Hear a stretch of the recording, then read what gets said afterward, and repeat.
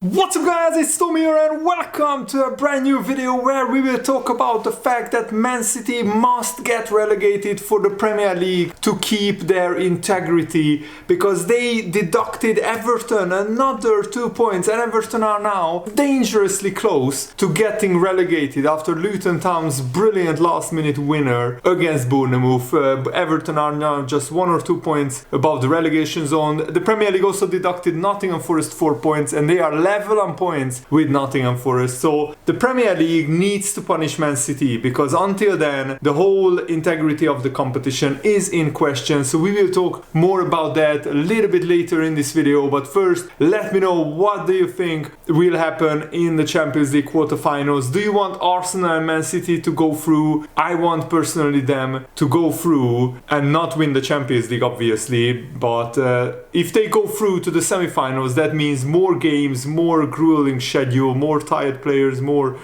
difficult fixtures for Arsenal and Man City, who are the direct rivals of Liverpool in the title race. So I want them to go through, but let me know if you agree or disagree with me. And also make sure to leave a like on this video if you enjoy these, and subscribe if you are new around here so never miss the latest Liverpool and football news videos. And negotiations between Liverpool and Ruben Amorim are progressing, but there has been reports that Sky Germany reported that a deal has been agreed in principle between Liverpool and Ruben Amorim, but multiple journalists come out and made the claim that that's false. But Sky Sports already came out and said that Ruben Amorim is already Liverpool's next manager. Basically, they said that the deal has been agreed, but according to the Portuguese journalists, and they are the main journalists that I'm listening to, they are saying that Ruben Amorim and Liverpool are progressing in the talks, but no agreement yet.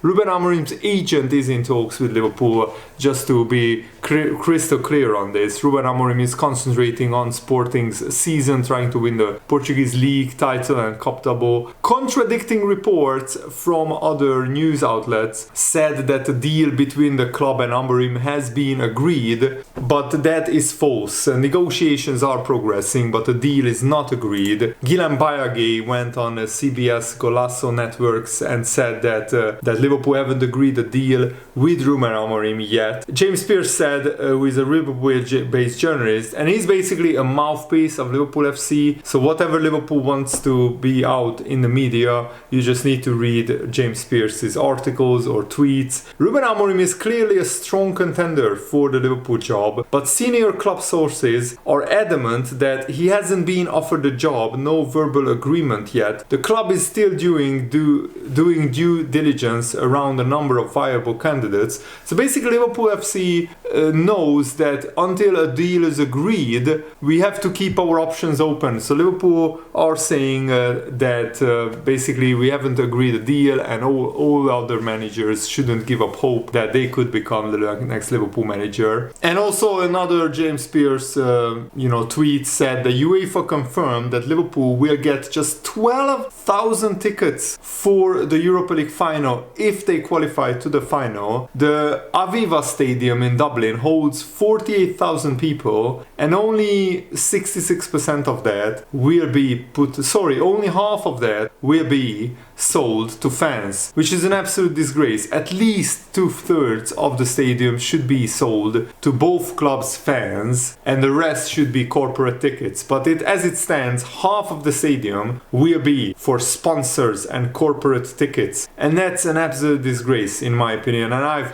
said this many times, that yes, sponsors are paying a lot of money to sponsor the Europa League, the Champions League, the clubs, and they make football very rich. That's true. The final should be about the fans, and I mean, sponsors shouldn't sponsor the Europa League just to get a ticket for the final. They should sponsor it because they love football and they enjoy the revenue and exposure that the football brings them, because a lot of people watch football. That's why it's probably the richest sport in the world. So I will keep updating you guys on the Ruben Amorim situation. But now let's talk about Everton's points deduction, and in relation to that, let's talk about how Man City absolutely must get relegated, stripped of their titles, and basically, if they are found guilty, they should be facing the harshest punishment that was ever handed out in English football. So David Ornstein reported that Everton was given another 2-point deduction for another breach of the Premier League's profit and sustainability rules. It's the penalty for the 3-year cycle until the 22-23 season, so last season, follows 6 points deduction for the previous cycle that Everton broke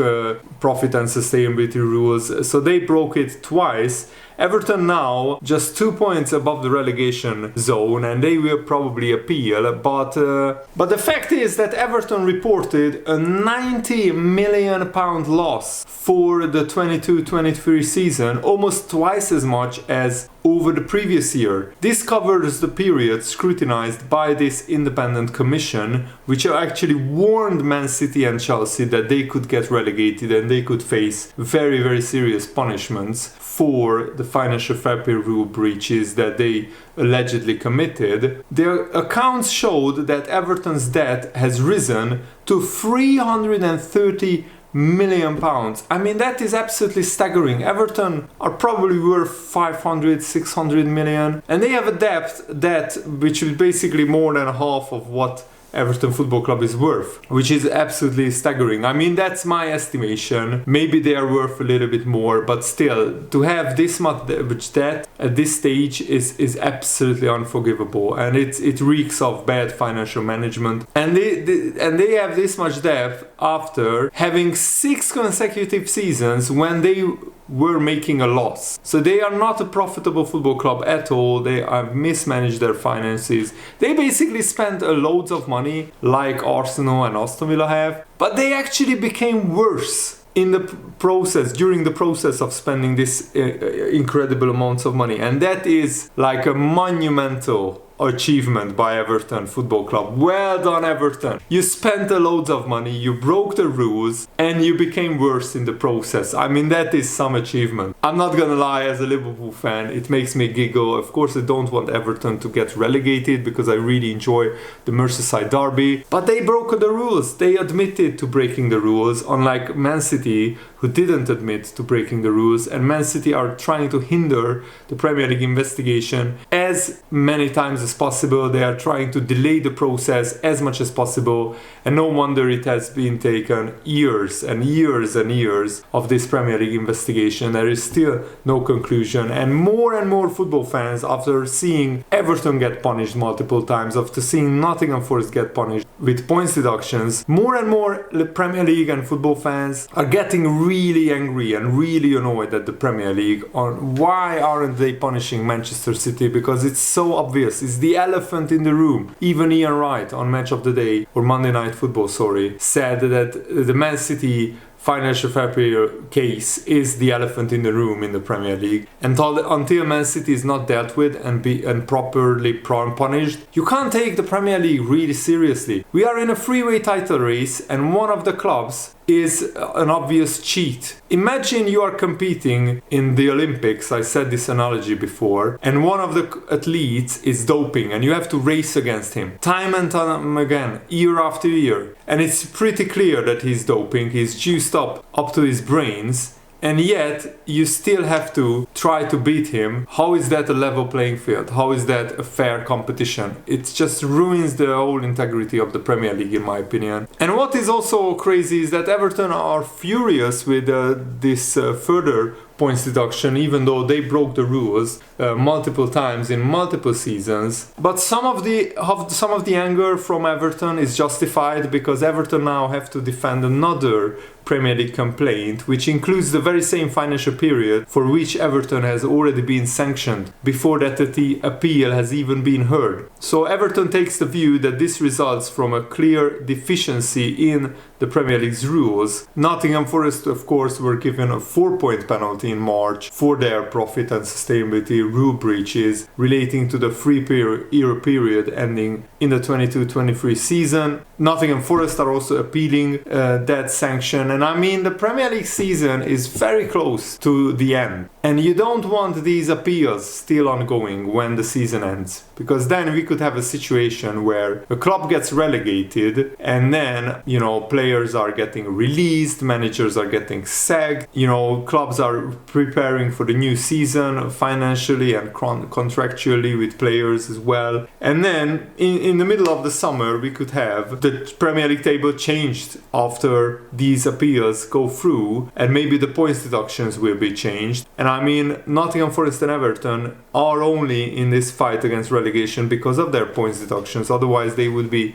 pretty clear of the relegation zone. And my biggest hope for Man City getting properly punished is that since the history of English top flight, so 1888 was the first season when the English top flight football kicked off, so that's more than 140 years ago. More than 130 years ago, there have been 17 points deducted before this season from clubs in the English top flight, and this season there has been 12 points deducted just this season alone. So this season alone we have 70 or 65% of points deductions than all the previous 135 seasons combined, something like that. So that gives me hope. The independent regulator coming in has really woken up the Premier League, and they smelled the coffee and realized that unless we punish clubs who break the rules, the government will step in, and then the Premier League doesn't want that. Absolutely not. The problem with the independent regulator from the UK government is, and James Knowlton, a journalist, pointed this out, that some of Everton's problems are related to the UK government banishing Russian money after encouraging it for 20 years, because, you know, when Roman Abramovich bought Chelsea, it was encouraged by the UK government. They saw it as a good thing that billionaires from abroad were investing in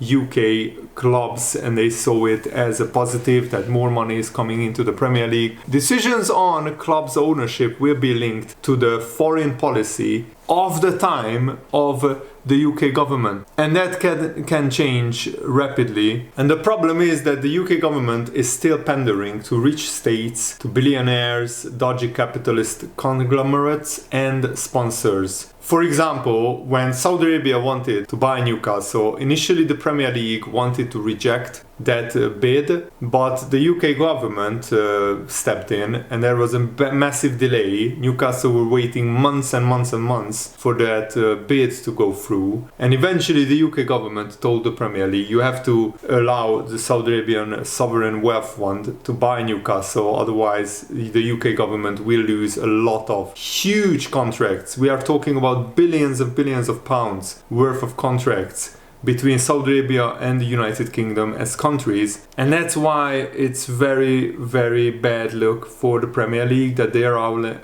are allowing countries to own football clubs, because that's not a level playing field, and these countries have appalling human rights records. The United Arab Emirates and Saudi Arabia, they are basically executing people who don't agree with what the government is doing there, and they are imprisoning people for even less offenses. And I don't want to go into all that, but the bottom line is the Premier League has to punish Manchester City, but probably the UK government will decide that depending on what kind of foreign relations do they want to have with the United Arab Emirates, the country that owns Manchester City. So if the UK government has big contracts with the United Arab Emirates, then Man City won't get punished. And my fear is that the United Arab Emirates knows this, and they have been buying up property and companies and big buildings in London and in the United Kingdom in an effort to have as much influence in the UK as possible,